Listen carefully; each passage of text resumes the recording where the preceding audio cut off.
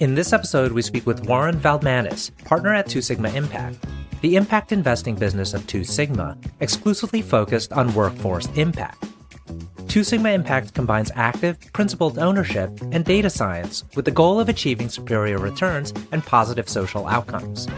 It invests in industries that rely heavily on human capital, such as education and training, healthcare, consumer, and business services. They believe improving employee engagement and creating more good jobs can improve business performance and create a model for other companies to emulate. Previously, Warren was a managing director at Bain Capital, where he helped launch the firm's first dedicated social impact fund and developed the firm's strategic approach to social impact investing. Warren worked at Bain Capital from 2005 to 2019. I'm your host, RJ Lumba. We hope you enjoy the show.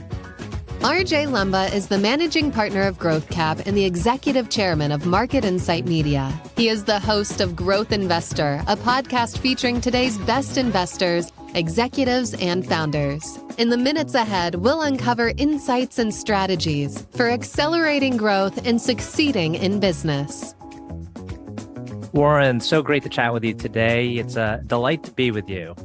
Well, likewise. Thank you for having me on, RJ. Very excited to chat about 2 Sigma Impact. When you hear the name 2 Sigma, for those in the finance and investing industry, you think of the data-rich investment firm that has grown tremendously over the last 2 decades. You don't necessarily think about impact investing. So can you give us a little bit of background on why and how 2 Sigma approaches impact investing? Yeah, so RJ, I'll take you right back to the sort of mission of what we're trying to do at 2 Sigma Impact. We're trying to bring scientific rigor to the practice of impact investing. There's lots of folks out there who say you can do well and good at the same time. I'm actually a believer in that. But I also know that it's possible to do only one or the other of those 2 things, or neither in some cases. I know that firsthand. And so what we're trying to do is bring scientific rigor to that overlap between the social and the commercial. And we're trying to do it specifically with regards to workforce, which is an area, private equity, where I think we've got a long way to go in terms of our sophistication at, how to build great workforces at our companies. In fact, while it may seem a new business for 2 Sigma, in many ways, the fit is perfect, because 2 Sigma's objective is to bring scientific rigor to all the things that it does. And so we are very fortunate to be on a platform that allows us to do that work with all kinds of resources that most impact funds and most impact businesses and most private equity businesses don't have. And we're going to go into detail on your philosophy on creating good jobs. But before we do that, you have a long history, it seems like, in impact investing. You were at Bain's group of Double Impact for a number of years, and then you moved on to 2 Sigma. Was this kind of like the natural next step to really bring on this powerhouse of data and intellect towards impact investing? Can you tell us a little bit about Bain and what you did there, and then your transition over? Yeah, absolutely. So I spent the first 25 years of my career at companies called Bain. I was a consultant at Bain & Company. I was at Bain Capital for many years. And most of the time I was at Bain Capital, I was investing in the flagship funds in North America and in Asia. But back in, I think around 2015, early 2016, I got a call from a fellow by the name of Governor Deval Patrick. When he left the State House in Massachusetts, he joined Bain Capital to form a social impact fund called Bain Capital Double Impact. And he asked me to join him to help lead the investment side of that business. And I'd always believed that it was possible to use investment as a way to improve the world. There's many great companies out there that I've invested in before ever calling it impact investing. And I think Bain Capital in particular is a great place for active ownership. It's part of the founding philosophy of the firm. But the idea of doing that as an explicit objective, the idea of having a social component be an explicit part of what we were doing, was a new thing for me and a very exciting thing. And so I got in and as part of the founding team of that effort. And I did that for about 3 years. And I'm really proud of what we accomplished there. I helped invest most of the first fund. It's a business that's doing very well, onto its second fund. And I think it's doing a lot of good. It's focused in a lot of areas that I care about. In particular, health and wellness was an area I spent a bunch of time. It does sustainability. It does stuff that's related to jobs. And I enjoy that work enormously. But I wanted to take a step to further specialization. So I wanted to get in and actually pick a single issue that we could go really, really deep on. And as I mentioned earlier, apply that scientific rigor to. And so I decided in 2019 to leave Bain Capital. I wrote a book called Accountable, which is about how investors can make the world a better place. And then I joined Two Sigma late in the year in 2019 to form this business. And again, for me, it was a logical evolution. So from regular way investing to impact investing to specialized impact investing, that has very much followed a sort of natural progression from my perspective. But what we're doing here is quite new. Anyway, I think it's quite exciting as well. I've been following the impact and in some cases working in the impact investing industry. And part of me always felt like there was a little bit of sacrifice on financial return, that having to kind of balance out either environmental issues or social issues, you may not be able to get the financial return if you were to kind of like silo those off. Is it the case where you are balancing those two, or do you feel like by focusing very closely on the social, you can actually do better financially? So I emphatically feel that it is possible to drive alpha, outsized returns through impact investing done properly. But this question that you ask, RJ, is a really good one, because there are many folks out there who call themselves impact investors who explicitly are willing to make concession. And so there's a whole school of impact thinking that it sort of says, instead of doing philanthropy, you can do impact investing. And the great thing about impact investing is it's self-sustaining. So even if you don't get a great return, you do get some money back that you can then plow back into other philanthropic endeavors. So that is a flavor of impact investing. We are emphatically on the other side of that spectrum. What we're trying to do is look for that intersection of the social and the commercial, and whereby doing the social part of it well, we're actually driving greater value at companies. So think of it this way. When we invest in a business and we help it to become a better employer, we think it can grow faster. We think it can be more profitable. We think it can ultimately be worth more when we exit it. And, through the work that we're doing from a workforce perspective. And that's not something that I came to as an impact investor. That's something I believed before I did impact investing, that, building a great organization, truly motivating a company from its most senior to its most junior members, and actually incorporating voice of the worker, meaning listening to your frontline employees and incorporating their feedback into how you run your business. I believe that's good business. But the nice thing about doing business that way is that you also create good jobs. And as an impact investor, we make an explicit commitment to measuring that, which is an important part of what we do. Now, you have a wonderful TED Talk, around 2 million views, maybe probably more. And you go through these 4 key aspects to understanding and ensuring that you have good jobs. Can we walk through those? Like maybe almost selfishly, I have a group of people, colleagues that work with me. And when I heard what you were saying, I was like, how can I do that better for my business, my company? And I'm sure folks listening in would also say that, well, how do I implement these? Because I want to create a valuable business. So can we go one by one? I would love to. And I think that defining a good job is a really important thing to do. It's critical for what we're doing. And we've spent much of the last 3 years working on that and refining that. But the interesting thing is there's not actually an agreed upon definition of a good job out there. If you talk to 10 different folks involved in the labor economy, you'll probably get 10 different answers. We started from some very basic research to get a better answer to this question. We basically looked at all of the case studies, all the academic literature, all the different businesses that have tried one way or another to improve the quality of the jobs of their employees. And then we looked at what happened.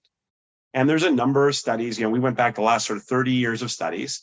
And what we found was these case studies include all kinds of different sorts of actions. So they include things like, what if you gave your call center employees the flexibility to work from home? What if you shared more of the profits with your employees at your restaurant? What if you provided free training to help people progress in their careers? What if you emphasize the mission of a company more? What if you develop certain kinds of leadership strategies that allow people to give better feedback upwards and downwards? There's a bunch of different things that we saw. And the cool thing about that research was we were able to put dollars and cents results against certain kinds of actions. Through that work and distilling all of that, we ended up with a good job definition that includes 4 factors. The first is fair treatment. That's what most people think of when you say the words good jobs. They think of wages, benefits, how you're scheduled, and those are very important things. But they're not the only things that matter. There's a second really critical component, which is your career progression. So there's fairness, and we call that growth. And what that means is, does your job take you somewhere? Can you actually develop skills that you can take with you? Can you actually grow those skills on the job so that you can get paid more and take on more responsibility?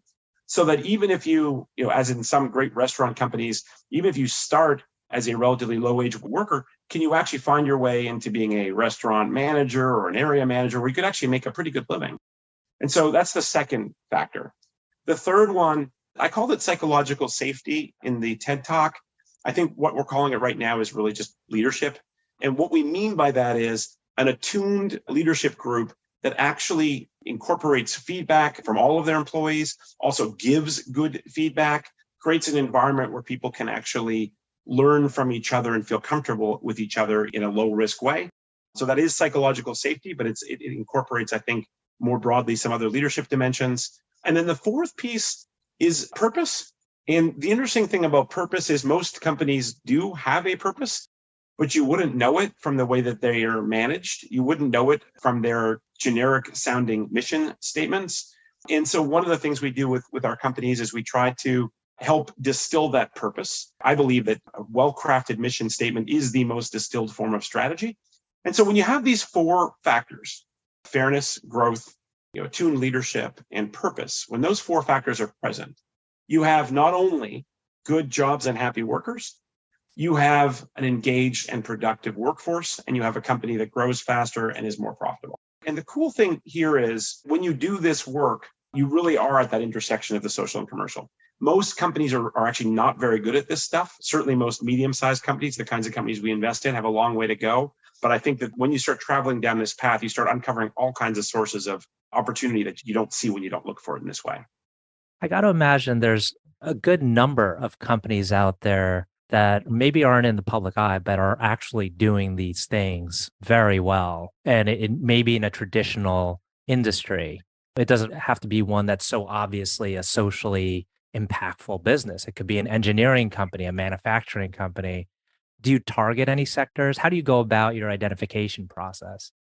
As you say, there are many different kinds of companies that one way or another espouse this philosophy, and they might use different words for how they do it. I mean, Costco is an example that you hear about in the literature. My good friend, Professor Zeynep Ton at MIT, who wrote the book, The Good Jobs Strategy, and who founded the Good Jobs Institute, talks a lot about Costco and other retailers that have adopted a good job strategy.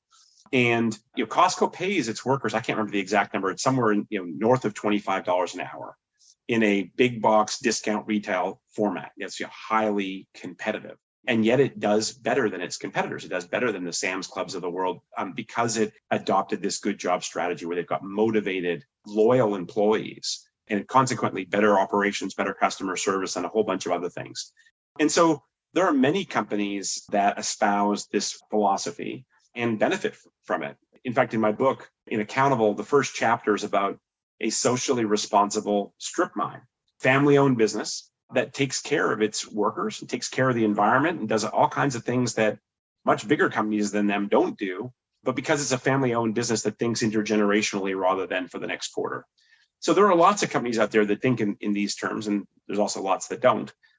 Our focus is on areas where we've seen this kind of thing work before. So retail consumer is one of those areas because your workers are facing your customers. And so it matters a lot how they feel about their company. How are you going to get a loyal customer if your workers themselves aren't loyal? We also focus on healthcare. The care economy is a place where there's lots of growing job categories. There's also lots of pretty bad jobs. And we need in America many millions more home health aides in the next decade. Where are they going to come from to take care of our aging population? There's a lot of room for good job strategies in healthcare. And then there's some businesses that you might not think of for this strategy, but businesses in the business services space, people who operate warehouses or business process outsourcing companies that do IT staffing and things like that. They also are employee-based businesses that need a productive workforce to thrive. And they need that workforce to be loyal, and turnover is a big enemy of productivity in those industries. And so those are areas where we focus, and we also focus on training businesses that help to bridge the skills gap, which is another big issue in the American workforce economy. Can you actually go into a situation and think like, it's a little cuspy in terms of whether or not they have these attributes, but we can come in and really help them. And there's the desire from management and the founders to do so. And therefore you generate your alpha because of this, almost like a quasi-consultative approach. Yeah, so I would say one of my favorite examples of it is a company called Circle of Care, which is a business that we own now for not quite a year and a half.